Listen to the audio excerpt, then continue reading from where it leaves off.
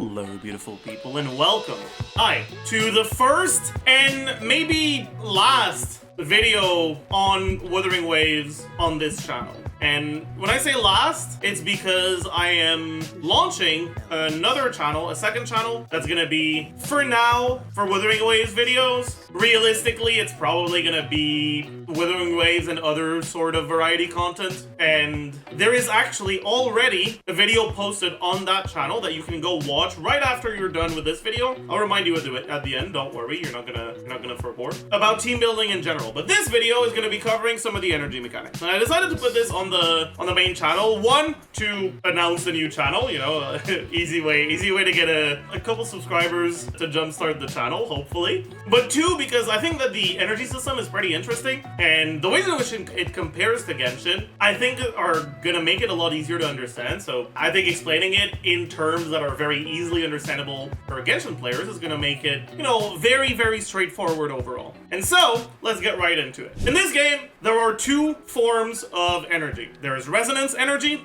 and there is concerto energy. Resonance energy is for your ultimate, which you're gonna see at the bottom right of your screen, and concerto energy is for your intro and outro skills, which you're gonna see at the middle bottom left of your screen right here. In most situations, you're going to actively want to build up energy for both of these things on pretty much every single character. The thing is, the ways in which you build up that concerto energy and that resonance energy are often different from one another, which means that if you only focus on one of them, it's very possible you end up not getting enough of the other. So, how does it work? Well, pretty much everything that you do in this game is going to give you both resonance energy and concerto energy. If I use my ult just to, you know, empty my energy, and then I go and I just start auto-attacking a guy.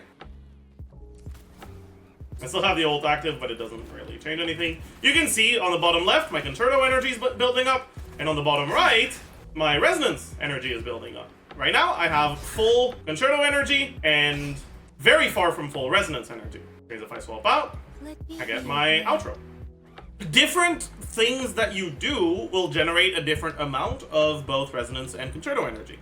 Generally, the main thing to keep in mind is active characters generate both types of energy, and off-field characters only generate resonance energy. What I mean by that is when I use a character's abilities while they're on field, it will generate some energy for my off-field characters. So if we go back to hit some guys, we see how much energy I have on my Mortefi. I'm calling him Mortefi. I know that's not his real name. I don't care. I think it's funny. You look at how much energy I have, and you look at how much concerto I have. If I go on Gian and I start hitting, you know, I'm on him. I bash on this guy. I generate both concerto and resonance energy.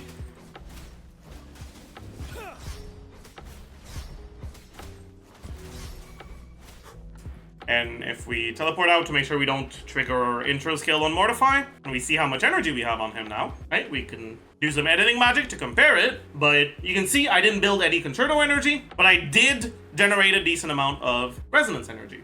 Each thing that you're doing on field is going to generate a set amount of both resonance energy and concerto energy. And unfortunately, there's no one rule deciding all of it. It's literally just a case-by-case scenario. So if we look at Gian, for example, and here I'm using Wuthering.wiki, the first hit of his normal attack sequence generates 0.92 resonance energy and 1.84 concerto energy. So in these things, right, in his normal attack sequence, he generates 2 times more concerto energy than resonance energy. But then you look at his skill generates a total of 9 resonance energy and 16 concerto energy. His intro skill generates 10 concerto energy, 10 resonance energy. There are a few things that are going to stay the same no matter what. One, your resonance liberation, so your ult itself, will pretty much never generate resonance energy, but it will pretty much always generate a pretty big chunk of concerto energy.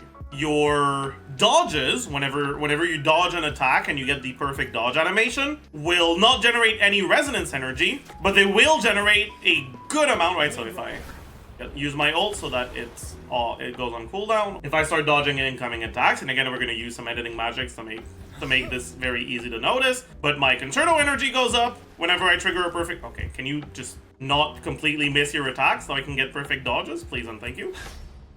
My resonance energy doesn't move, but my concerto energy goes up a pretty decent amount. And then the last part of the puzzle is echoes, which do not generate any concerto energy, but do generate resonance energy. When you put all of these together, what you end up with is a system where, generally, your character's kit is going to have a very specific way that it wants to generate concerto energy. And because there's no ways to generate concerto energy from off-field, and because concerto energy is not affected by energy recharge, that way of building your concerto energy is going to dictate your rotations. It's going to dictate how you're going to want to build or to play a character in practice. From that, you're going to look at how much resonance energy you're generating, and you're going to decide on your ER requirements based on that and based on, the rest of your team and how much energy the rest of your team is generating with their own specific ways of building their concerto or doing damage for your carries. So, let's take Mortefi as an example. When you're playing Mortefi in a Gian team, you are going to swap from Verena into him to trigger his intro. Or any other healer, really. But you need to go from a character to trigger their intro, because the intro is pretty important to generate his concerto generation. And because if you're, like, Gian's intro itself, if you're triggering Mortefi's outro by swapping into Gian, you're already getting the intro buffs that you need, so you don't get anything from triggering the outro on Gian again, other than making your rotation more complicated. So, his base rotation, you would go from Verena, not from Gian, but I don't want to have to bother building my concerto on Verena, and I already have my outro on Gian, so we're just going to go from Gian, but it's effectively the same thing. We make sure we are in combat, trigger our intro, use our ultimate, use our E, auto attack a few times, and use our E again, and we are now full forte. This is the most basic way of getting your forte built up on Mortefi. Now, this is a double forte rotation. Which does mean that he is spending a little bit more time on field than what his, minimum possible requirements would be. So if we are looking at, the minimum possible requirements, then you would use him on a weapon that can help generate more concerto for him. You use him on Cadenza. You get your intro, you get your ult, you get E, a few autos, try to get your dodge. But the reality is, as you can see, right, even with Cadenza, we kind of need, at least 3 autos at high refine, and you kind of need the 4th one anyways at low refine, which leaves you in a situation where using a concerto weapon here, because of his breakpoints, because he gets 18 concerto energy from his skill and from his forte, at best what you're doing by using a weapon that generates concerto is you're saving the E at the end. You're not actually saving any normal attack time. And the E itself has a very short animation where the end lag of it can actually be cancelled by using your echo. In other words, you're barely gaining anything by doing a rotation like this, compared to doing a three skill rotation with 2 forte skills. What you're losing out on is your 3rd skill, your 2nd forte skill, which not only does okay-ish damage, right? It's not insane, but it is reasonable. If you have C5, it also procs as C5, so it helps build up your ult damage. But most importantly of all, it generates 10 resonance energy. And 10 resonance energy, as it turns out, happens to be a pretty big deal. If we take a look at just that one skill that you're gaining,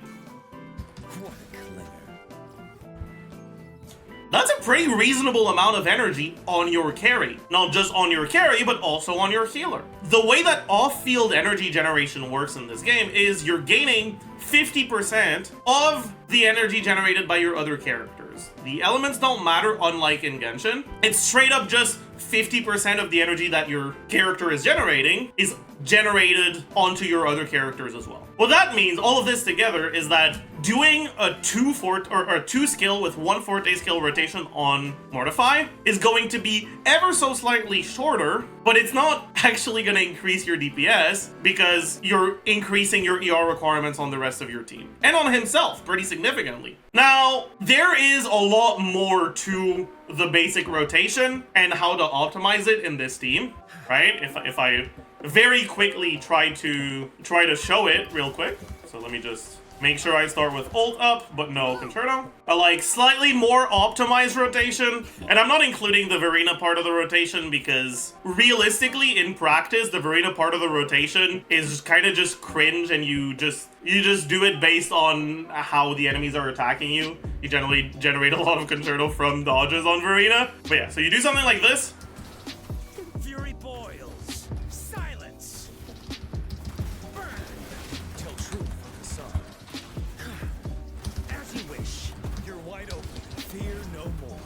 And you get your setup done like this. And of course he dodged my ult initial hit, but that's that. And if you want to know how this rotation works and why it works and what I'm doing, every single thing I'm doing, make sure you go check out the video that I just uploaded on the second channel. The link is obviously going to be in the description. Anyways, getting back to energy mechanics and energy generation. The fact that energy is generated by echoes is actually incredibly impactful. So, as I said earlier, echoes actually generate some energy themselves. And honestly, not every echo is built the same. Some of them do a tiny little bit more than others. So let's take a look at the GOAT of energy generation when it comes to echoes, which is the Impermanence Heron. If we just look at the data, you're like, okay, there's 4.85, 0.87. The 0.87 is on the hold. The 4.85 is on the tap. That's not that much, right? This 0.87 is on every single hit, and it hits up to 12 times, which means you're generating more than 10 energy from your echo itself. That is also generating 5 energy to your other 2 characters on top of the 10 energy you gain from the effect itself. This echo kind of does a lot. It kind of does a lot when it comes to energy. All right, so let's make sure that we are on no energy on the rest of our team. So first, we have to make sure we are aggroed because swap cancels don't work when you're out of combat. And let's take a look. So, we did get our, like, unstoppable swap in attack, which for Gian, I believe is his N2, which gave us an additional 0.5 multiplied by ER, so around 0.8, because I have, like, 140, yeah. Really hard to prevent that from happening when you're in combat, so it's hard to show it, like, entirely by itself. But it's small enough that I think we can mostly dismiss it. So most of this energy generation is just from the Heron. And the same for this. And you can see, this is over a fourth of his energy. And he has 120 ER. All of this just from the Heron. But yeah, obviously, this energy generation thing is mostly impactful on the Heron because it's the echo that generates the most energy. But that doesn't mean it's not impactful on other characters. So we've seen that your character's rotation is dictated by their concerto energy generation. And we've seen that you generate a decent amount of resonance energy from using your echoes. When you put both of these things together, it actually leads to ER requirements that are a lot lower than you would think. A character like Mortefi, with no energy regen on anything, or anything other than the 2-piece. So we have no ER past the base that you get from the energy set. Now, I do get a bit of energy from his sequence 2 that gives him 10 additional energy, and it actually is enough to bring us over the edge, but 1 substat of ER in 5 of your echoes is basically enough to make up for that gap. So just keep that in mind. You're not gonna just have no ER whatsoever. You're very likely to have ER on 1 of your pieces at least. So, you enter combat.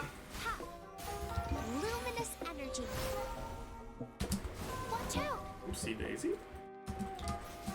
Fury boils. Silence. Burn. Tell truth with the sun. Inferno. Ready for battle. Unstoppable. danger.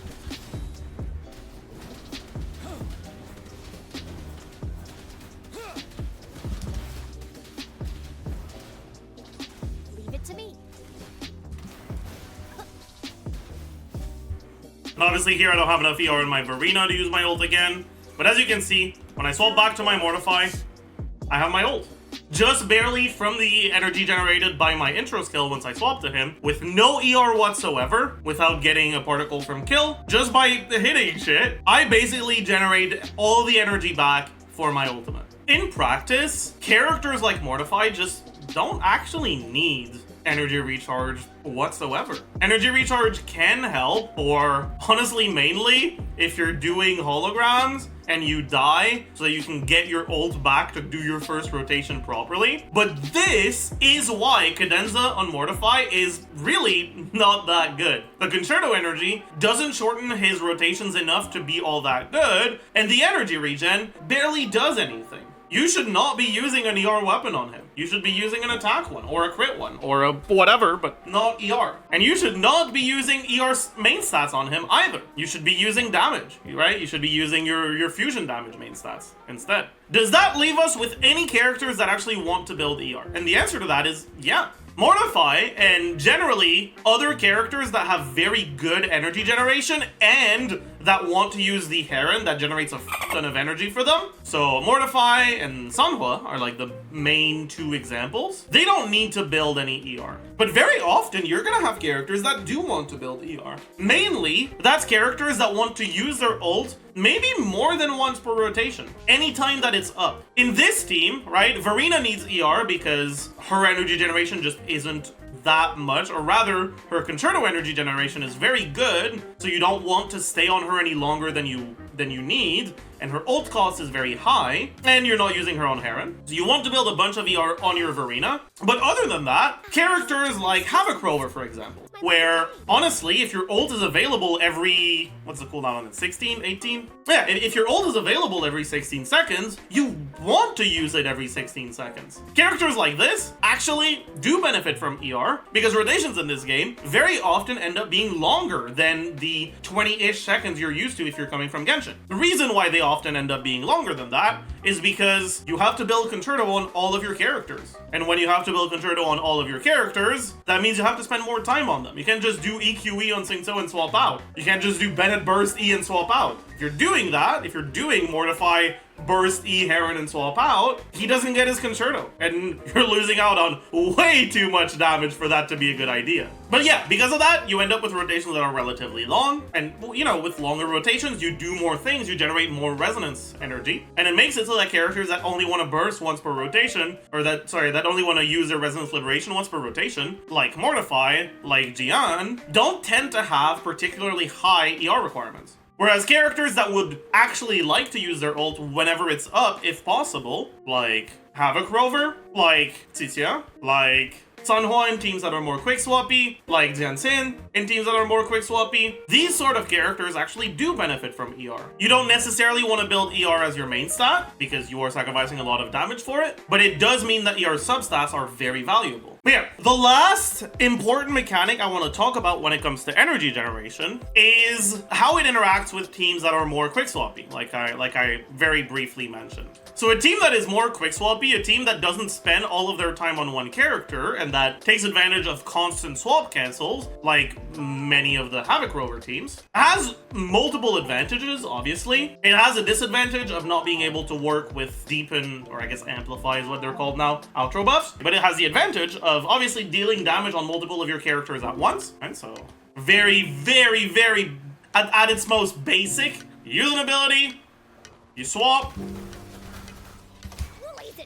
back, you use an ability, you swap back. Yeah, and you just keep swapping like this and do a lot of your stuff, right? I am still not completely used to the Encore's combos, so don't look at that as an example of a very well played swap rotation. But you get the idea. And these are very nice, like it's nice that you're getting the damage from both of them, but also very importantly, you're getting the energy generation from both of them at the same time, right? Encore's energy. So if I use my ult, make sure I start with no energy, And we just use our E normally. We get this amount of energy. But if we take advantage of swap cancels, we get quite a bit more energy in the same exact amount of time that it takes us to do our things. And so that also decreases your energy requirements. Anyways, that's gonna be it for the basic energy mechanics. If you want to see more Wuthering Waves content, check out the new channel in the link in the description. I'm not sure how long I'll stick with Wuthering Waves. I decided to do, at least for my main account, a no-pull account. That way I could max refresh every day, or like at least for a while. And as long as I'm enjoying the game, I'll keep making content on it. But I did, you know, to test the waters with a poll, and most people, or not most people, but enough people said that they weren't really interested in Wuthering Waves content, that I thought it was a better idea to mainly put it on another channel. Right? That way, for those of you guys that aren't really interested in it, it's not going to be in your feed, other than this video, which yes, I am shamelessly using to advertise a new channel. Sorry about that. So those of you that are interested, go support the Wuthering Waves channel. If you're not interested but you want to support anyway, you can still leave a subscribe. Why not? Hey. But yeah, and I am planning on actually using the channel for other variety games once I do end up getting a bit tired of Wuthering Waves. Maybe we'll post some Star Rail stuff in there. We'll see how it goes. So go subscribe, and I will see you guys in the next one. Bye, YouTube.